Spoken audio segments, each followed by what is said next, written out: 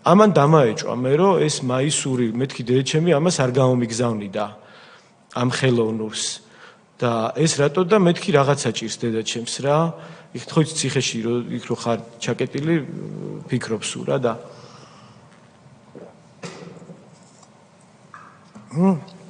როგორც კი ადვოკატი შემოვიდა მეორე დღეს თუ იგივე დღე იყო მეთქი დედაჩემს რა ჭირს რა და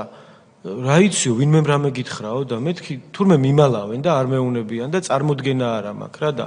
რა ხდება და აუ არაფერიო წაიქცაო და ტვინის შერყევა ქონდაო და რაღაც მეთქი რას ქვია ტვინის შერყევა და ჩქარა მეთქი ისა და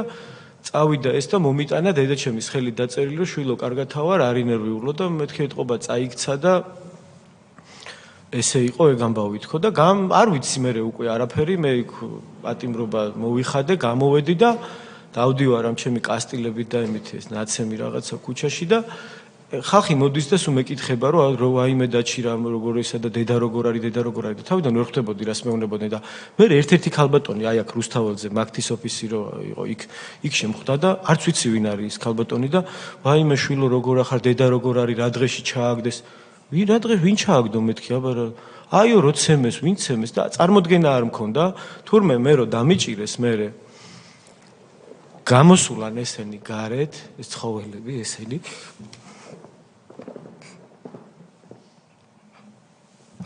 მე მინდა ვისარგებლო შემთხვევით და აქედან შევეხმიანო თქვენ მშობლებს განსაკუთრებით დედას რომელსაც მე მაქვს პატივი ვიცნობდე და ამ ქალბატონს ჩვენ სულ ვუყურებდით რომ ხა 34 ჯერ რო შვილს დაგიკავებს დაგიპატიმრებს სააკაშვილი და მისი ეს მავნებლები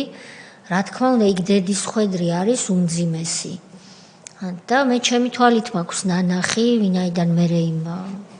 რაიონში სადაც თქვენი ოჯახი არის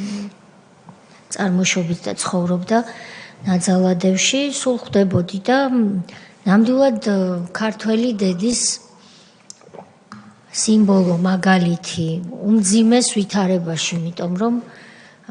ძალიან ბევრჯერ დაჩიცაგურია სიკვდილს ჩახედა თვალებში და ერთხელ არ უყავს დედა სხვათა შორის რომ ქალბატონი ყოველთვის იყო ღირსეულად ზედმეტი ემოციების გარეშე მაგრამ ეტყობოდა რომ ის ძალიან მძიმე ფსიქოლოგიურ მდგომარეობაში იყო და სულ შიში ცხოვრობდა რომ სააკაშვილს მისთვის შვილი არ მოეკლა ხო და მოკლედ ესეთი ამბავი მოხდა რა მანდ რომ ამ ქალბატონმა მითხრა რომ რაღაცა და არ ვიცი წარმოდგენა არ მაქვს და თურმე რა მომხდარა რომ ესენი გამოსულან ამ შენობიდან მე რო დამიჭირეს და ცემეს იქ და რაღაც მეરે გარეთ და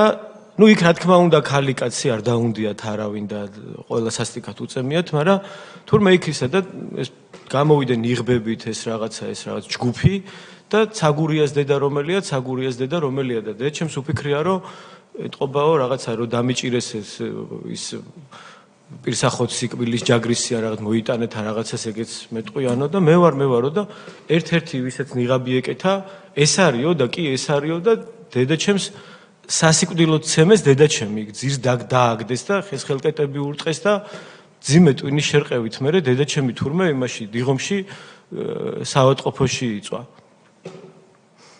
და ოღონ დედამ ნუ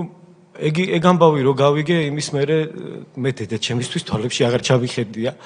ვერ უყურებ დედაჩემს თვალებში მე ბატონო დაჩი თქვენ